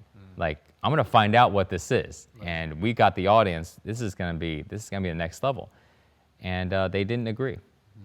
They said that we need to stay in fitness, and this isn't, we can't go that direction. So do you think they didn't go that direction because, some people would say that's too spiritual, or like... That could be. And number two, it's not like I was properly explaining it in a good way, because it just happened. I have no clue what the heck I'm talking about, And, they're right. Like, we've got a business to operate, and it has to operate to maintain, because we've got a huge overhead. So I understood. Now, if I could properly explain it and it makes sense to them, and then that would work. But I'm just in a slur of the moment, and all I knew is I don't care. Like, it doesn't matter. I'm going to do this because nothing is going to get me to go back to the other state. And what happened after that? Well, they said that we can't do it, and I said, okay, well, fine, then I'll do it, and then and I'm out. Did it go like that easily, like I'm out, or? Well, a year later, we signed the papers. So it took almost about a year for the transition, and... Because you're the main face of, six-pack shortcuts, They weren't really accepting of it, but there wasn't really much that they could really do. I was still maintaining it, but, not at the same level. I put a lot of my focus in figuring out what happened, because I knew that this is my path. I need to know. And whatever it takes. So the same mentality, the same drive, the same work ethics, I took all of that and then I applied it to learning what happened. So I can maintain it for myself, and I can teach everybody else in the world how to do it. Was there any challenges that you had to go and face when you just kind of made that decision and just kind of left the company? I would assume that there would be some type of like, backlash or something even internally itself within the company, just because the company direction or, the main head of the company just goes away. Like, how did they take that? People were confused, and they created all these different rumors, that basically, yeah, I just went crazy, and I just went ahead and I just went crazy. Mike went crazy. Yeah, we don't know why. We don't really know what happened, but he's kind of nuts now. So we just need to figure out what to do without him. Basically, was kind of like the rumor I was being spread. People that's just what they thought, which then they told other people, which then became what they thought was the truth. For me, I didn't care less, because I was so laser focused on figuring out what happened. I don't care what people said. I didn't really care what people said before that happened. So now with that happening, I care even less. I was just focused, but that was what was happening in the company, and they're trying to figure it out. And I did my best to kind of help the transition. We were already transitioning me out of certain positions because I was running too many departments, and I needed to focus on higher level roles and planning so we can move forward instead of still focusing on operational stuff. So we were already transitioning me out of a lot of different departments. Once this happened, the transition just became faster. The person that I was trained stepped into place sooner than later and still continued to run everything. I spent a lot of time at home. I started working from home. I work in the office sometimes, part at home. And eventually, I replaced myself with my friend, and he came in. He became the new face, and we already had other people filming videos as well, but he became kind of like the main face because he's really charismatic. He's really good in fitness. He looks fantastic, and I told him, I was like, I'm gonna hand you the keys, man. This is like, you're gonna take off. Everybody's gonna know who you are, and just so you know, like, it's gonna happen really, really quickly. We're gonna be blasting millions of dollars for advertisement behind you, and so you're gonna be everywhere. He's like, all right, cool, let's do it. I go, all right, there you go, it's yours. Because I've known him for like 15 plus years. And so if there was somebody that I can trust, that knew what they were talking about, looked the part, that had integrity, that is smart, that can do what it is that I do, it was him. So I told him, you're gonna be the guy. And so I stepped off stage and put him on the spotlight, and he did well. He did fine. He did exactly what I thought he would. How's the company going right now? Do you know? I'm not really sure. I don't really check up on how they're doing, to be honest. Yeah, I think they still have a channel. I don't know if they're even making content. I don't know what they're selling now. I mean, I know something obviously with fitness. I have no idea. The company eventually got bought out by somebody else. So it's not your friend who's continuing to do that? No, he was just the face, but he wasn't like an owner or anything. He was just the face and the main face for it. But the other partners, I think they sold it to somebody else. The company kind of went south after I left, and because they weren't doing the things I was doing. It wasn't about the face. That can be changed and recovered. But the amount of things that I was doing to maintain culture, to make sure people felt heard, that they're not just an employee. Like, I value them, and I'm there to actually help them. I spent a lot of time training people. In order to just kind of go a different direction, especially into that type of spiritual realm itself, do you think that you could have done that because you were kind of financially set that you'd be okay, and you knew that too? Or would it be, would anybody be able to just kind of continue regardless? Because wouldn't you have to, make money and just be able to support yourself and et cetera too? Well, it depends on what state they get into. If they access the state that I was in, it doesn't matter if you have money or not. There's no fear. There's no worry. You'll be fine. It literally doesn't matter. Whatever, because if we really look at it, that the idea of I need to have all this stuff, no, you just need to have the basics and you'll be fine. But people's egos and their sense of I need to succeed doesn't allow them to live freely. So if they got to a state of that level of liberation and freedom, it doesn't matter, they can leave. Now, if they didn't and they just had, because people talk about waking up all the time. It's just a kind of a common word. It's as common as success, you know, and happiness. So at a certain level, somebody can leave and it wouldn't matter because they're beyond the fear stuff. Most people that experience awakenings, they experience a shift. Their vibration frequency kind of increases, but they're still not at a point where they can be completely worryless, fearless. If they could, they would be able to handle themselves just fine, because whatever they need, they will be able to bring into their life. You don't need to have all of this backup money and plan A, B, C, D. Not when you don't carry fear anymore. You can get everything that you need. So after you left the company, did you just kind of go through with happiness throughout the whole journey, or were there also low points that you had to go through? When I had this elevated state, that state dropped down eventually. And it didn't go all the way back down to how it was, but it definitely didn't stay that high. And so when it dropped down, that's because there was still a lot of stuff inside. So then as I started to learn about what was really happening to me, all the emotions I needed to let go, all of the beliefs and all the mindset stuff, and I was focusing on letting those go. So there was a lot to deal with. I had so much mental beliefs about how things should be, on how I should be, how my life should be, how I should look, act, and all this stuff. And having to go against all of it because I knew that I needed to, but dealing with the fear, dealing with the pain, dealing with the guilt and the shame and all this stuff. So I went through a lot of it, tons and tons of it. And I was doing this full time every single day because I at some point I stopped working, and because I did have enough savings from eventually selling my share, so I just spent all day long doing it. And I spent all day long learning and experimenting and talking to go ahead and find out deeper on how to be able to really do this. And all the books on enlightenment and happiness, purpose, liberation, books on elevating consciousness, on the soul, and all the stuff. I started looking for different teachers and people in different healing arts.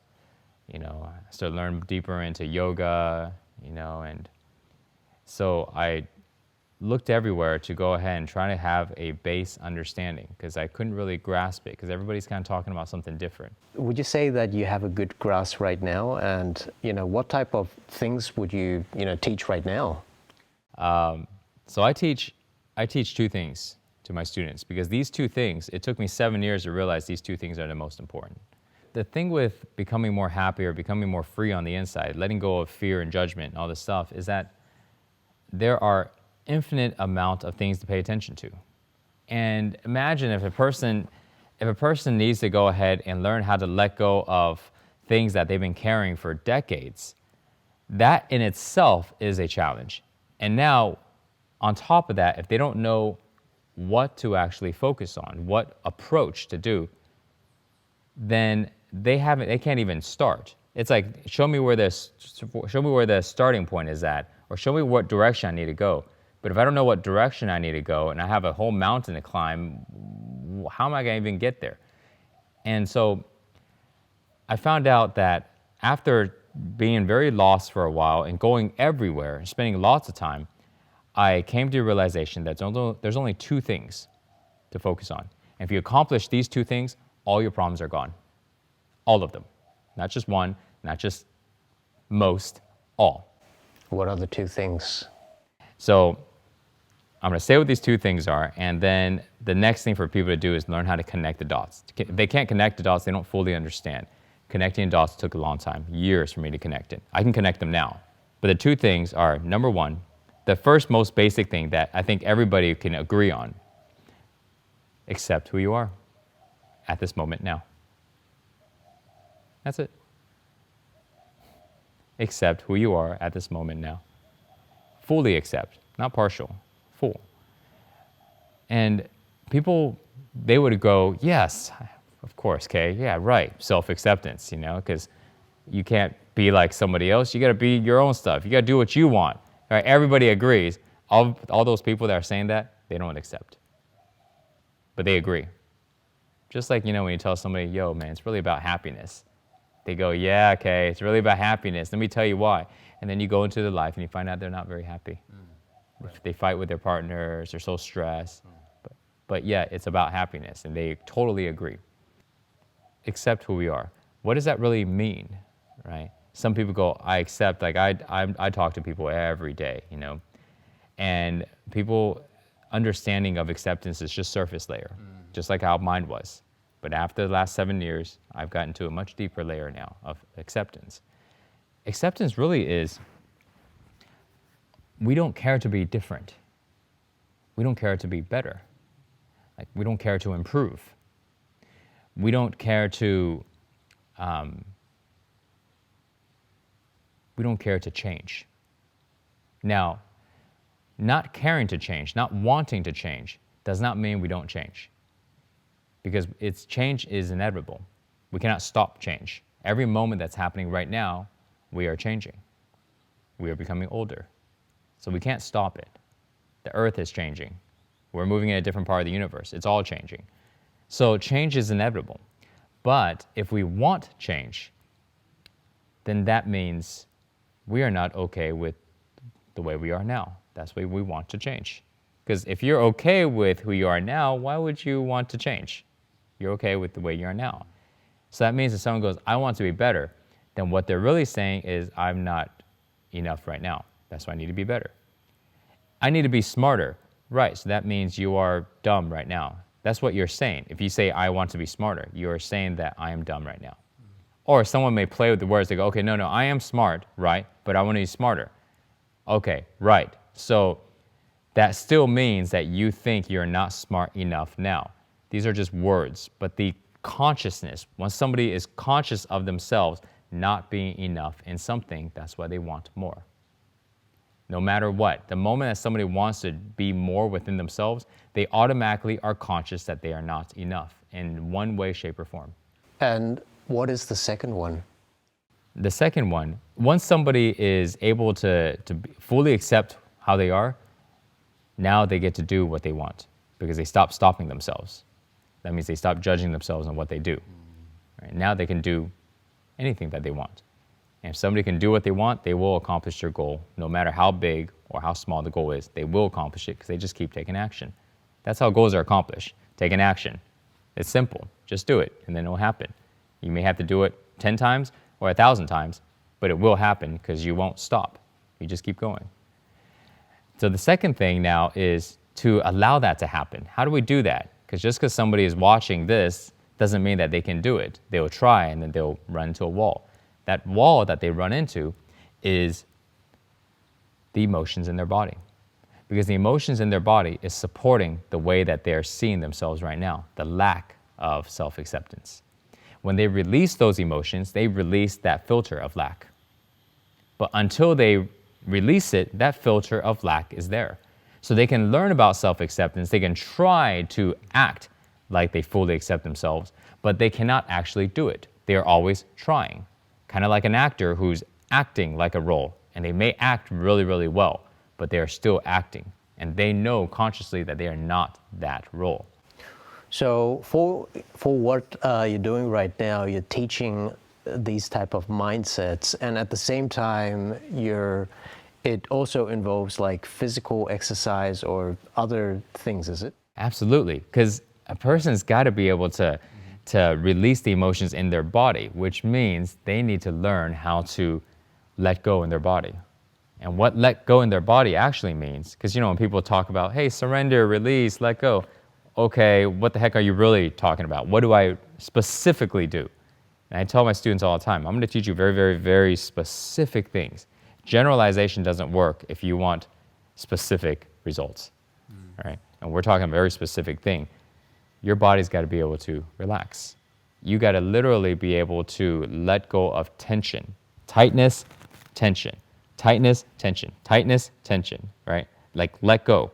Biting the jaw, clenching the toes, tension the stomach. And when you let go of what you can see, there are deeper layers of tension to let go. And then when you let go of those deeper layers, there are more subtle, deeper layers to let go. And so when we let go of all of this, what happens is we don't hold on to the emotions that are in our body. They get to rise to the surface because we stop holding on to them. It's like keeping them down in the water. And the moment we stop keeping them down, they will naturally float up to the top. And when they float up to the top, we are feeling them. We are actually experiencing emotions that we just haven't experienced when they were happening a long time ago.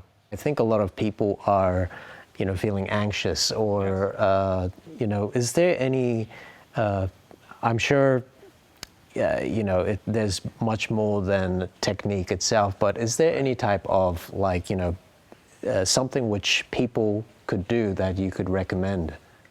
A lot of people do my morning practice because to be able to let go of the emotions, to be able to fully accept ourselves, we need to teach our bodies how to do it. And it's not doing it one time, and it's not doing it just 10 times or 100. You got to do it more. If you've been holding on to stuff for 20 years, 40 years, it's not going to take just a couple months to change. However, if somebody wants to start, the fastest, most simplest way is to do this practice and just follow the moves. And the video's got it's got 1 million or 2 million views, I don't know, something like that. Because people are just watching it, they follow along. It's a simple follow along thing. I posted on YouTube and a few other versions of it because if somebody followed this, automatically they start to release in their body. And when they release in their body, their mind starts to feel better. They're more clear, they're more energetic, because everything is so heavy when their emotions are stirred up. And now they're able to start to move forward and be more confident, have more self-trust and belief. And now it's still at the surface by just following the practice and not knowing how to go deeper. But it is more effective than workouts, just doing yoga and all this stuff because we're applying 5 methods of training: tap, massage, strength, yoga, breath work, meditation, all within 60 moves, 60 minutes. And there's nothing out there that exists in this way because this combination is what I came up with after now 7 years that systematically opens up all the energy in the body and clears the mind. So it's very, very effective. You can just try that as a start. So after you were gone from a lot of social media as YouTube, why did you decide to come back out? Because I finally figured out how to do it. I finally figured out how to go and get someone to feel that level of happiness, that level of freedom. I figured out how to do it. And I was then confident to go and share it. Up until then, about 2 years in, after I left, I was starting to make videos again because I could speak intelligently about these things. Mm-hmm. But I wasn't fully doing it. I would be in this state sometimes and sometimes I'm not. And so even though I can speak about it and I can make tons of content on it, I wasn't the example. I wasn't doing what it is I was talking about, and that wasn't enough for me. So I realized, nope, I'm not gonna be like those people that's gonna just talk about this stuff but not actually be able to do it. I'm not gonna be a fat trainer, right? Yeah. Except this is not about training this time. This is about elevating consciousness, about inner freedom, self-acceptance. I'm not fully accepting myself yet, and I can see it in my life. Just because I improved, that's not good enough. So I stopped. I see. Yeah, and now I'm back, and I'm fully back because I've done it. And the last stage that I had to get to, took about 7 years to get to this stage. And now I know how to get to it, and I know the specifics and all this stuff. So now I tell people how to get to it, what they need to do, what the processes are, what to expect, because people aren't teaching this. Not these things. Everybody talks about the general stuff, and that's fine for people getting started. But for people that are ready to do some serious work, they need to know very, very, very specific things that are happening within their mind and body and actions and feelings and all this stuff.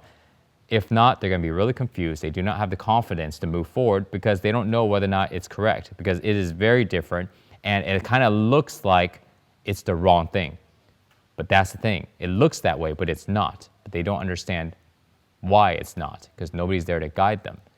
And they're not going to be able to find these type of information online because not enough people are at that stage, so they cannot speak intelligently about it. Do you think you had to let go of six-pack shortcuts in order to fulfill this spiritual mission? Like, you wouldn't be able to do it both at the same time? So if I am the way I am now, and then I went back in time as the way now, and working with everybody the way they were, I could do it. But at that time, no, I couldn't. Because it's like, the analogy is like somebody that's an alcoholic and they can't stop drinking. So you go, can you hang out in the bar with your friends who's getting hammered all the time and not drink? And now, fast forward, they haven't drank for 7 years. They go, I can do it now. If I'm back in that same situation, partying like I can party like that, except I can just party without drinking. Yeah, I can do it. But that time, I couldn't. Didn't have the knowledge, information, experience. Would you say that YouTube is kind of different from, today compared to the time before? Yeah, I would say so. What's different, or social media in general, what's different compared to the time you left? More authenticity.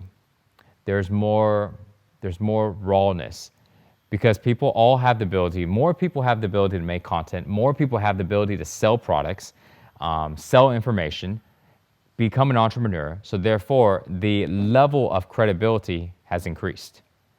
Because everybody can do this stuff, so if everybody can do it, it's not special. So in order for there to be a trust in people's businesses and their websites and all this stuff, there has to be higher standards. And that's why, as of right now, testimonials are the number one thing that people are constantly highlighting, because testimonials it's not sales videos and all this stuff.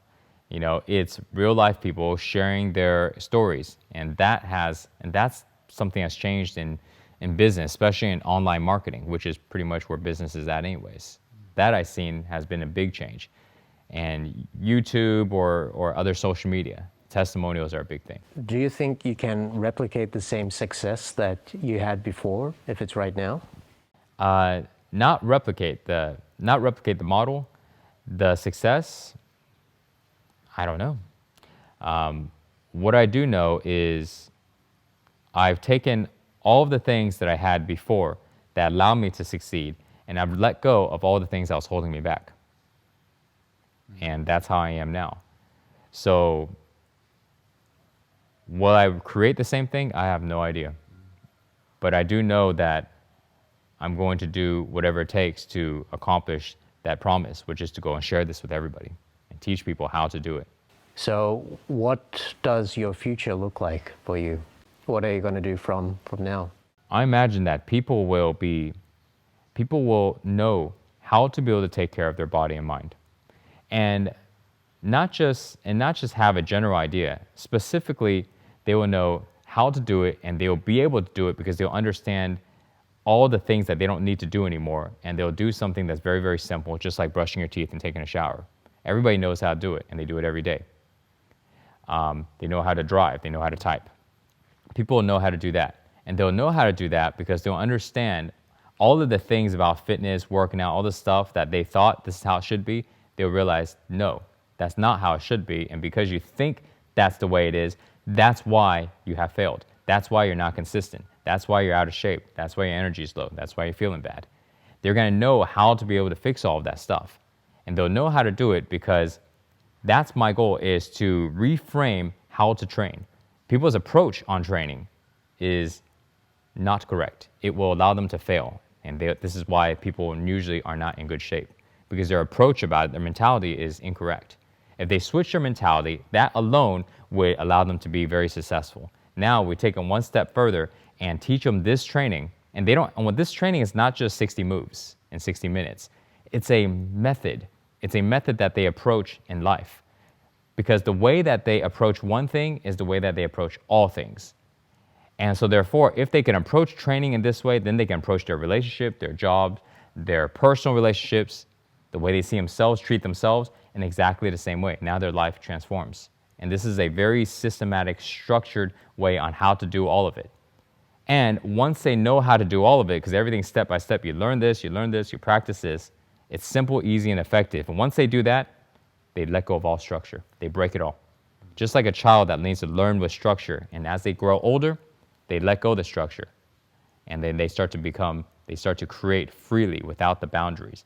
This system is the same way. Well, thanks, Mike, for the long chat today. Appreciate it. Well, thank you for allowing me to be here and sharing my story and sharing my experience. And I hope people got some things out of it that can be applied to their life to help them become healthier, happier, and do what it is that they want to do.